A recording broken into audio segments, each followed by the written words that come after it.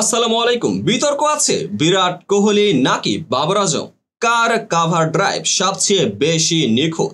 আবার অনেক ক্রিকেট ভক্তের স্বপ্ন বিরাট বাবরকে একই টিমে খেলানোর। তবে এবার বোধহয় সেই স্বপ্ন বাস্তবে রূপ নিতে চলেছে। জানা গেল একই দলেই বিরাট, বাবর, বুমরা ও শাহিন আফ্রিদি। 17 বছর আগের ম্যাচ আয়োজনের পরিকল্পনা চলছে। চলুন সম্পূর্ণ বিষয়টি নিয়েই বিস্তারিত জানা যাক।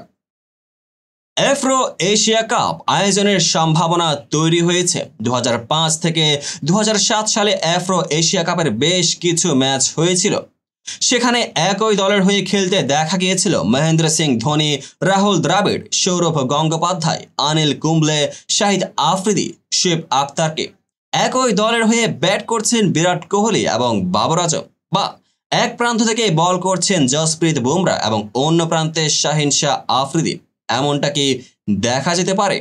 বিভিন্ন দেশের সেরা ক্রিকেটারদের এক দলের হয়ে খেলার সুযোগ হয়েছিল এই আফ্রো এশিয়া কাপে। ভারত, পাকিস্তান, শ্রীলঙ্কা এবং বাংলাদেশের ক্রিকেটাররা মিলে তৈরি হয়েছিল এশিয়া একাদশ।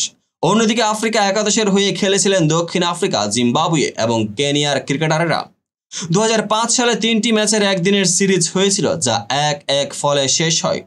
2007 সালে আবার সেই প্রতিযোগিতা হয়েছিল, সেবার একদিনের সঙ্গে টি-20 সিরিজও হয়েছিল। দুটি সিরিজই সেবার 3-0 ব্যবধানে জিতেছিল এশিয়া একাদশ। তবে ভারত এবং পাকিস্তানের রাজনৈতিক পরিস্থিতি এবং সম্প্রচারের অসুবিধার কারণে তারপর থেকে আর এই আফ্রো এশিয়া কাপ হয়নি। এবার সেই প্রতিযোগিতা ফিরতে পারে। আফ্রিকা ক্রিকেট সংস্থার প্রাক্তন কর্তা সুমোদ দামোদর বলেন, আফ্রো এশিয়া কাপ এত বছর না হওয়ার জন্য আমি ব্যক্তিগতভাবে বেশ দুঃখিত। তবে এবারে প্রতিযোগিতা হতে পারে। আমার মনে হয় ভুল বোঝাবুঝির কারণে আফ্রো এশিয়া কাপ আয়োজন করা যায়নি। আফ্রিকার তরফ থেকে এই কাপ আয়োজনের আগ্রহ প্রকাশ করা উচিত।